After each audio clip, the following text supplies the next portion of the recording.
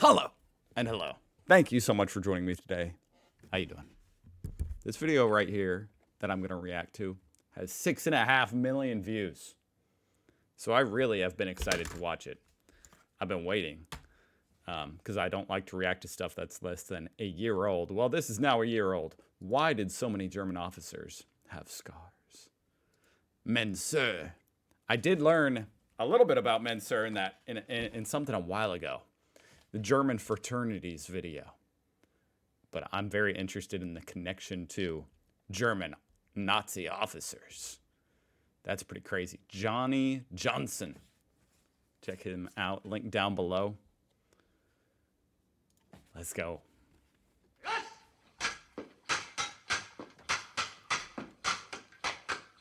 Ah! God. I can't believe they actually did this. This is insane. He can see out of there, right? It's just, okay. That would be even funnier. Do it blindfold.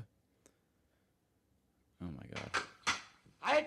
Mensur, or German academic fencing, is why so many German officers and the elite wore scars on their faces in the 19th and 20th centuries.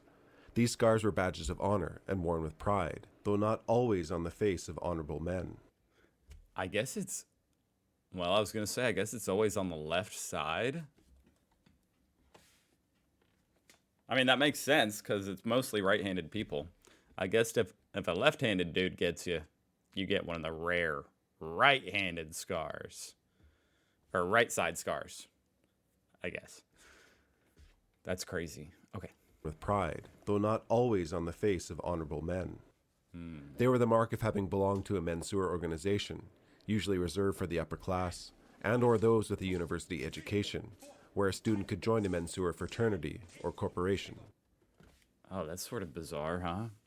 Dudes in the elite had scars on their face. That's kind of wild. I mean, it's kind of like, I don't know, like slavery throughout history and stuff, for instance. Those people had scars on their bodies, a lot of them. And, you know, that's like the opposite of this. German history is so wild. Slicing each other's cheeks for honor. Where a student could join a mensur fraternity or corporation. Oh no, for God's sake, Bismarck, haven't you any decency left? I've been named for life, disfigured! Be quiet! Academic fencing in 19th and 20th century Germany and some neighboring countries like Austria was much different than it is today. They did not use the same swords or equipment fencers use in modern times. German students used Mensurschläge, or sometimes just called Schläge, designed specifically for the sport. These swords varied regionally, but were designed to cut, in a similar way to a razor. The duels were... Oh my God, a razor. I mean, I am kind of wondering, when I see this, I think like, how do you prevent it from going all the way through, just cutting off, you know, it's kind of, it's weird. It's like they designed the sword to do a lot of damage, but not too much damage.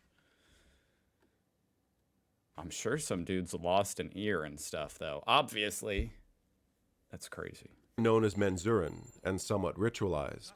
Some protective clothing could be worn, such as padding on the arm, and some protection for the eyes and nose. And the neck.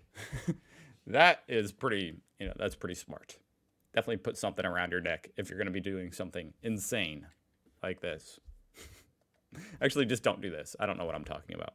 Duels involved attempting to strike the opponent on the head or face, and the duel typically ended once blood was drawn. So they probably ended pretty quick, huh?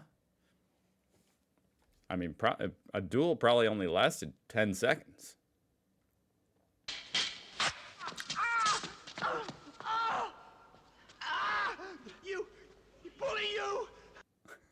These duels were not so much about winning or striking a blow, but showing courage and the ability to take a hit. A duelist in... How bizarre is that?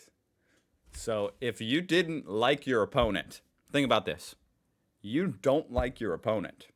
You actually don't really want to give him a cool scar. Maybe I'm thinking too deep into it. Such a match was just as proud to bravely take a cut to the face as they were to give one. Mensur was not a typical duel. There wasn't necessarily a winner or a loser, just opportunities to display one's character. Wow. I mean, I'm not gonna lie, that's kind of badass. Like, it's pretty badass. There's no escaping that. It is. It's also disturbing. Unlike in fencing, the participants didn't move back or forth. In fact, dodging or evading wasn't allowed, and could end the match with dishonor. Wow. The participants were to stand their ground and remain at arm's length until the match is over, which was overseen by a referee and often a doctor.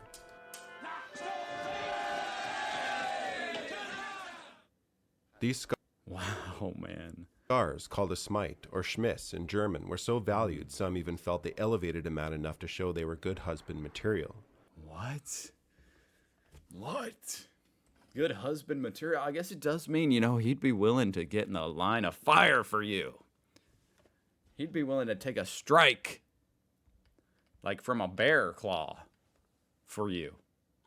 That makes sense. That makes sense. I always kind of find it funny. Of course, it's only men who do this kind of crazy, stupid shit. Like, women would never do this. Only men do this weird shit. Figures such as statesman Otto von Bismarck stated the scars to be a sign of bravery, and believed a man's courage could be judged by the number of scars on their cheeks.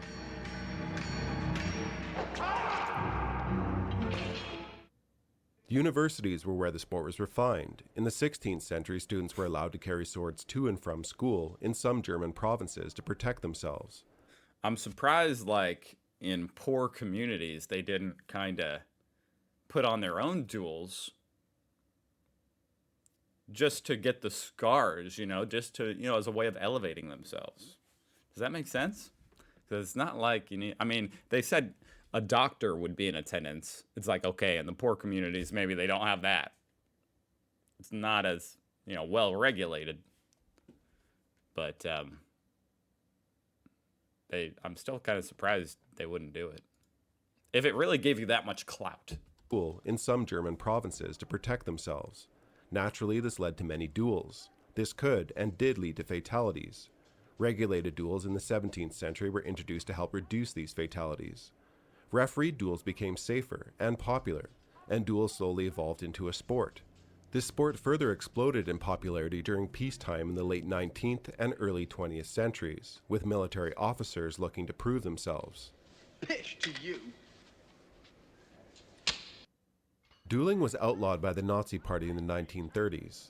Hitler had less an issue with mensur than he did with student corporations that I was going to say, isn't that just kind of a bizarre, just another, like, anti, what's the word I'm looking for? I would have thought the Nazis would like this kind of thing or something. I don't know. It's just weird that Hitler would ban this. Maybe I think of that whole regime a little bit too surface level. Like, yeah, we're the Nazis, so we like cutting each other with knives. But I guess Hitler didn't like the fraternities than he did with student corporations that represented the old aristocratic class, which he despised. Despite this, they still took place in secret. This was a sport that was so popular for a time. Students who were unable to join fraternities sometimes gave themselves scars with a razor. Hey, that's kind of what I was saying. So, of course, there were some people out there who were imitating the scars. That actually even makes more sense. You don't even need to do the duel, just, And all of a sudden, it's like, whoa, that guy's pretty cool. He's got 3 scars. After the war, it remained prohibited by occupied Allied forces for a time, as it was considered to have a military association. The sport returned in the early 1950s and is still practiced today, with significant improvements to safety, greatly decreasing the chance of any scars. Well, then what's the point? I mean, he said the whole point of it was kind of, you know, to show your courage. I guess it's become more of like an actual sport, I assume, where it's like you count points or something when you make a hit on the face or whatever. All right, I'm Johnny. Thanks for watching till the end. Remember to wear your nose armor. Take care, and we'll see you. Oh man, yeah, you don't want to get your nose cut off. That would be too much. You know what I mean? You don't look badass without a nose. You look horrifying. Horrifying in a very ugly way, you know? So my condolences to anybody out there who got their nose chopped off doing this. This is such a weird subject, but a fascinating video. Go check out Johnny Johnson. That is so fascinating. Who would have thought Hitler would be the one to ban people dueling each other with swords? Interesting, interesting, interesting. I'll see you guys tomorrow. Thank you very much for watching. Bye.